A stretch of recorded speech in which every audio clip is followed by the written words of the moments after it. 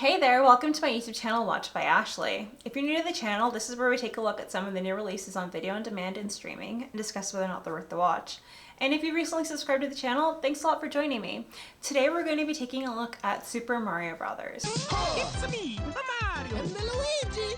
So currently you can catch us on video on demand. In a couple of months or weeks, it'll be available on Peacock and Netflix. So this movie had a lot of controversy before it got released, especially because Chris Pratt was in the lead role of Mario. And Mario is a famed and beloved character. He's known for that, yippee, here we go, right? Like he's known for that little cheerful Italian voice. And so a lot of people were very curious to see how Chris Pratt would play the character.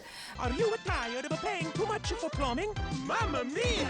And I think a lot of the haters for Chris Pratt wanted to just catch him on cultural appropriation and say, you're not Italian, you can't do an Italian accent. And the movie managed to balance that and they addressed that in a very clever way. But I think they managed to harness that controversy because that whole hatred for Chris Pratt being a conservative or a Christian has caused Rotten Tomatoes to give this movie a very low score. And undeservedly so. Like 5.9 out of 10 is way too low for the critics to give this as a score. The audience score for this movie is 96%. And so that just goes to show you the disconnect. And also when you think about the box office numbers, because this has been a box office smash hit at $1.2 billion, the whole hit campaign on Chris Pratt really fizzled out on them. Nintendo really managed to keep the essence of their IP here. Like it didn't get twisted. There wasn't any gender bending or race swapping of characters. There wasn't like a reimagining of anybody. Like these characters just felt like they walked out of the game and onto the screen. So that was awesome and definitely a win for Nintendo because they kept their integrity. They tried making a Mario movie, a live action one. It didn't work out before, but here we are in 2023, and this film was directed by Horvath and Michael Jelenic, and if you're familiar with Teen Titans Go, they're the creative minds behind that IP as well. So it was really nice to have capable hands in charge of the movie. The film was written by Michael Fogel. They take these iconic characters and they present them in a really fun way that I do think anyone can enjoy, especially on the comedic aspect. Where you might struggle a little bit is the fact that it is a bit light on the story. So that is my one criticism, is that the story doesn't have a lot of strength to it. Like there isn't a lot of character development aside from the fact that we know that Mario and Luigi are struggling plumbers. Princess Peach is the princess of the Toad Kingdom, and she doesn't really know where she came from. And so that's kind of the extent of the development that we really get. But I do think the reason why that is the case is because they probably wanted to introduce all of these characters in a light way to leave a room for potential spin-offs or expansion of the universe. And I think, especially after $1.2 billion, we're definitely going to see more of these characters. And I'm really looking forward to that because I had a really good time watching this movie. For me, it was a nostalgic experience. The Super Nintendo console was the first console that I ever played with.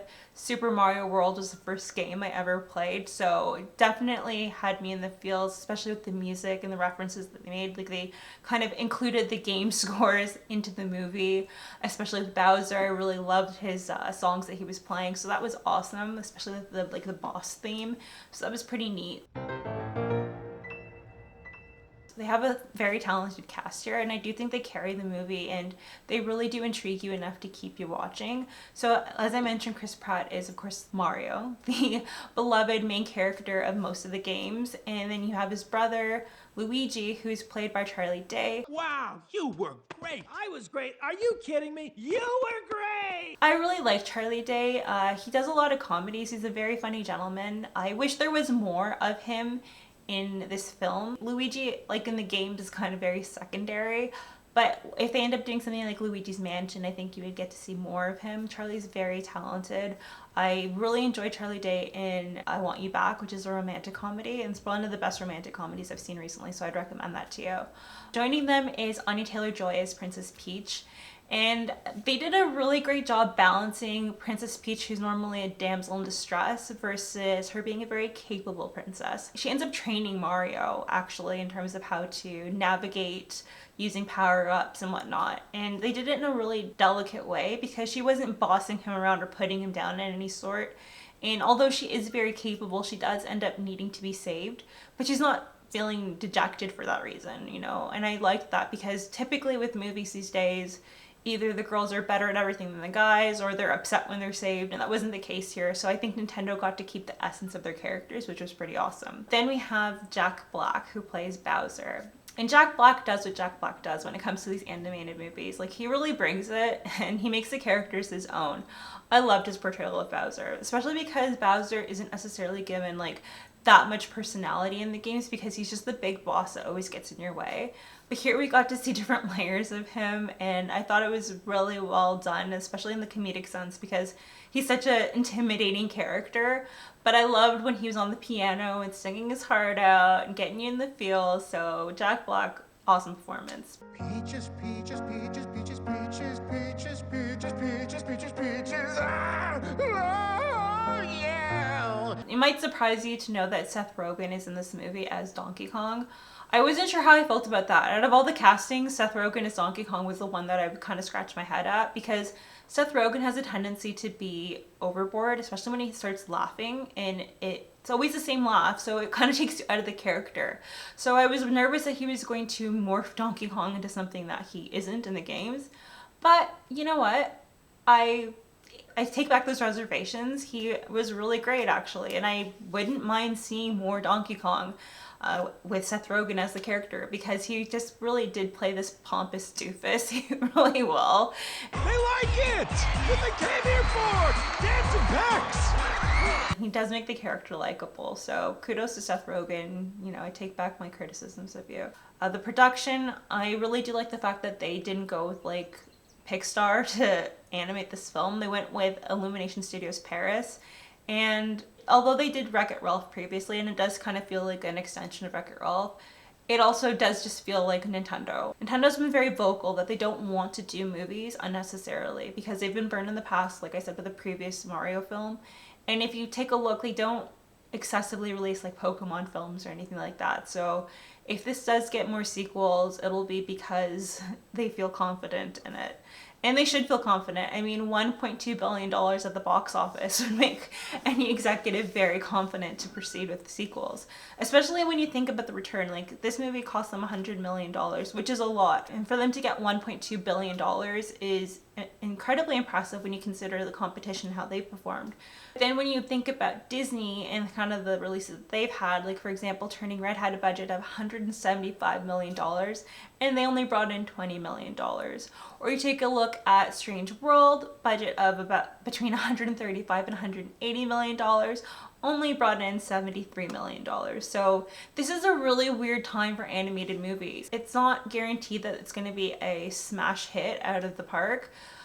It's not the days of Finding Nemo and Toy Story anymore. Like, you really have to have a captivating reason for audiences to go out to see your film. And also it goes to show you that the excuse that Warner Brothers and Disney have had for the past year and a half, saying that the cinema audience hasn't returned from COVID, is a lie, right? It just goes to show you that no, people are voting with their dollars and they're not going to see woke movies anymore. I'm really glad that this movie has had the success that it has. Is it a perfect movie? No. My rating for the movie is 7.5 out of 10. The main reason why is because the story is weak. I understand that they open up a lot of doors to go into different directions in terms of expansion, but there could have been a bit more character development here, so it is a little bit lacking there. It's very entertaining, but it could have been a bit of a stronger story. Those are my thoughts in terms of the film. What I do want to get into is Rotten Tomatoes. Rotten Tomatoes used to be an authority when it came to critic scores versus audience scores and kind of giving you a good direction in terms of whether or not you should watch a film. But now I have to always think twice, or I don't even think of Rotten Tomatoes as an authority, because giving this movie 5.9 out of 10 is ridiculous, because it is much better than that. I think it's at least 7 out of 10. I just really do think the only factor as to why this movie got 5.9 out of 10 versus a movie like Strange World that got 7.2 out of 10 on Rotten Tomatoes is because they just don't like Chris Pratt. And I really think that is silly, because his performance doesn't distract from the movie. It's not like House of Gucci, or you have these offensive accents or anything like that. Or like, even if you can compare it to Turning Red, which again, I as I mentioned, was a box office disaster. That movie has a rating of 95% on Rotten Tomatoes, which makes no sense because it didn't make any money. The audience wasn't into it. The audience gave that a 69% rating score. So I understand it's critics, and critics have a different rubric in terms of what they like and don't like. But I just find that Rotten Tomatoes has been really motivated by political agendas, and I think either they need a more balanced roster of critics, like they maybe need to have some more conservative critics on their board because it's way too skewed, I think. And when it's that heavily skewed in one political direction, it just makes you unreliable. So personally, I don't think of Rotten Tomatoes as a reliable source. Whenever I see a rating from them, I will scratch my head and think twice about it. Like I mentioned in my last review for The Pope's Exorcist, that rating is completely ridiculous, like almost like 5 out of 10. Like, come on. Something is definitely not right. Like the movie needs to be extremely woke in order to get a good score with them. With the exception of Puss in Boots: The Last Wish. Like that's the only movie that I saw animated that kind of met with the audience and critic scores and it made sense. Otherwise, everything kind of just gets punished based on the political agenda from the left. And I don't agree with that. I really think that we need to push back, not use Rotten Tomatoes as a benchmark or find some other way because it's just ridiculous and I don't think that it does anyone any good. I'm glad that this movie kind of served them right because they tried to put the movie down and it ended up smashing the box office. So keep voting with your dollars. Don't spend money on movies that make you uncomfortable or don't align with you because that just sends the wrong message to the studios and it makes people think that it's okay to subvert your expectations. But anyways, those are my thoughts in regards to Super Mario Brothers and Rotten Tomatoes. Please let me know in the comments below what your favorite Mario game is. Like, what was the first game that introduced you to the Plumbing Brothers? If you enjoyed the film, let me know what your favorite part was. I'd love to hear from you. But that's all I have for you today. So if you enjoyed the content here but haven't subscribed yet, please consider doing so. It's definitely going to help me in terms of growing the channel. And if you liked the video, please hit the like button so other people can check it out. But that's all I have for you today, so thank you so much for watching. I really do appreciate it, and I'll see you next time. Take care. Bye. Mario, Luigi, and a Donkey Kong too. 1,000 troops of Koopas couldn't keep me from you.